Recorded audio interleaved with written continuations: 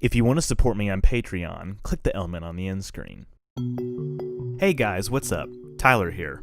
The alternate universe featured in the science fiction series Fringe contains numerous quirky differences that make for fun world building and fan speculation. Many of these differences manifest in areas such as technology, pop culture, history, and more.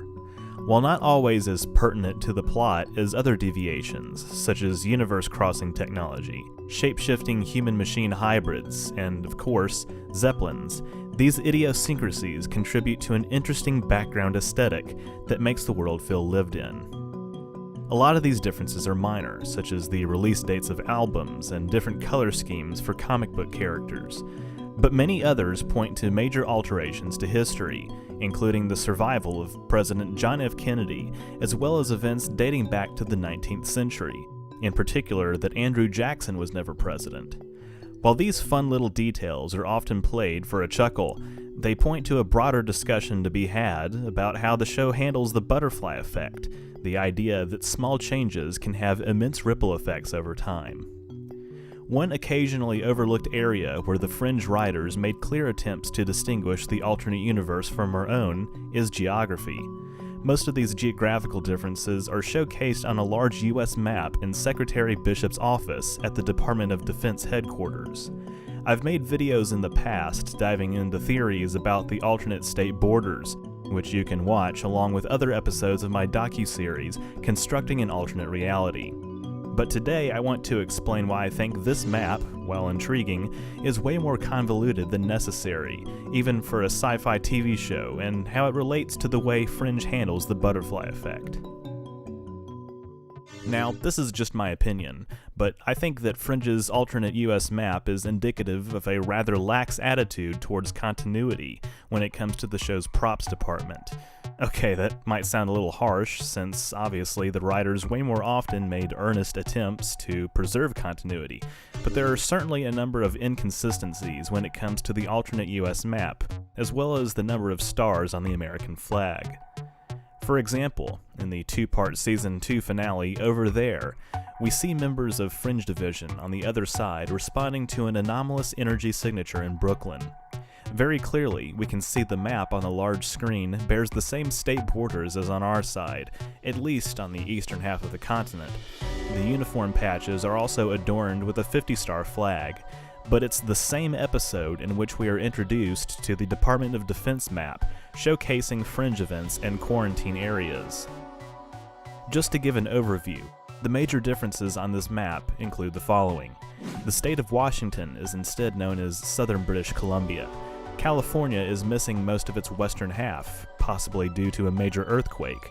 Nevada is instead called Independent Nevada. The Dakotas are combined into one state, Dakota, as are the Carolinas. Kansas and Oklahoma are combined into one state called Midland. Texas is divided into North and South Texas. Louisiana is instead known as the Louisiana Territory. Michigan's Upper Peninsula belongs to Canada, and Virginia and West Virginia are combined into one entity, the District of Virginia. Alaska and Hawaii are also conspicuously absent from the map, although it's never specified if they're still states or territories. Now, many of these ideas are just that, cool ideas. But in my opinion, they fail to make a cohesive map that follows a singular logical progression. This is not helped by the fact that the number of political divisions on the map adds up to just 45, and even if we include Alaska, Hawaii, and one other unnamed state to add up to 48, the number of stars occasionally seen on the flag in other instances in the show, it's still unclear whether entities such as Independent Nevada, Louisiana Territory, and District of Virginia are to be counted as states. As interesting of a concept alternate geography is, its inclusion in the Fringe lore, in my opinion, begs more questions than its inclusion is even worth.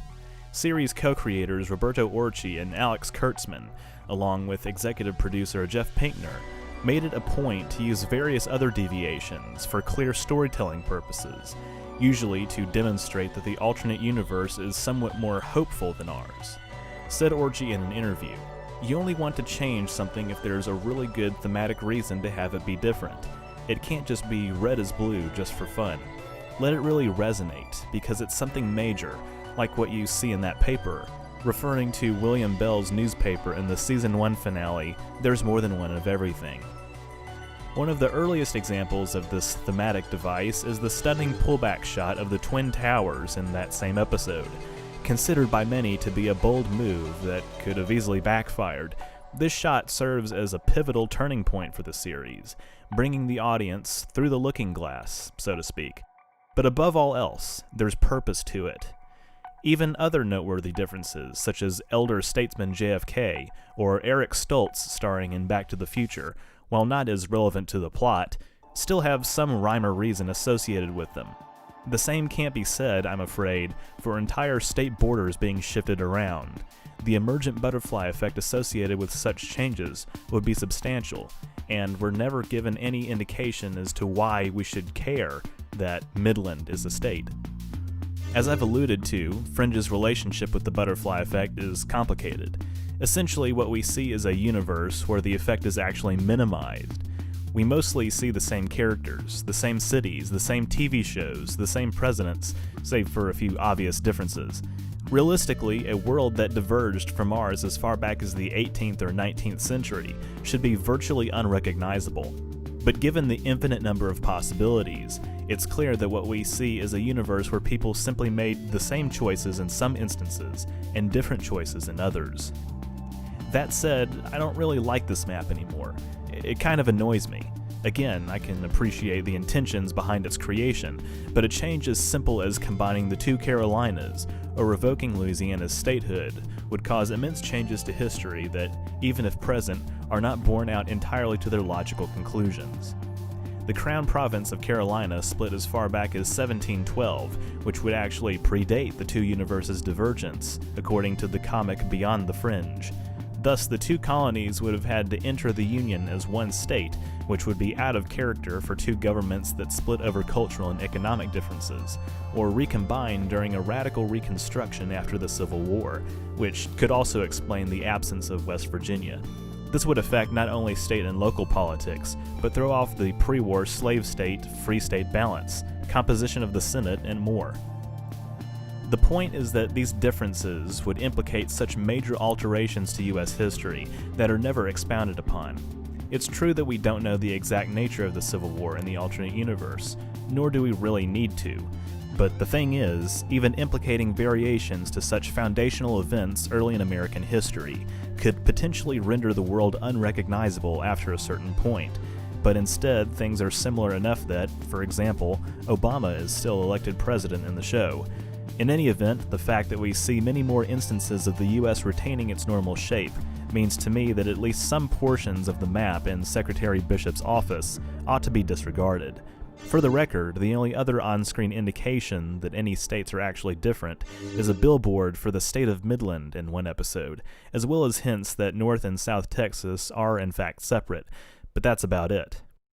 I'm not saying that continuity or production errors are always to be taken literally, but even though this alternate map is displayed in the background of several scenes, I think its inclusion just leads to more confusion than is necessary. While it makes little practical difference to most viewers, as I mentioned earlier, it indicates that the show is less about a truly alternate reality with a fully realized butterfly effect, but instead a similar world to our own, whose fate is intertwined with the main setting of the show. And that's okay, because at the end of the day, Fringe is carried by its characters, and the story potential offered by the parallel universe plot device is just one dimension of a multifaceted drama that, let's face it, is still pretty good. Thanks for watching this video. If you enjoyed it, be sure to leave a like and comment, and don't forget to share it. If you want to support me on Patreon, click the element on the end screen.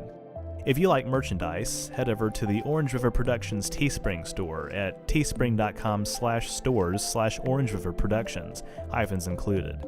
Don't forget to subscribe, and don't forget to be awesome. And I'll see you in the next video.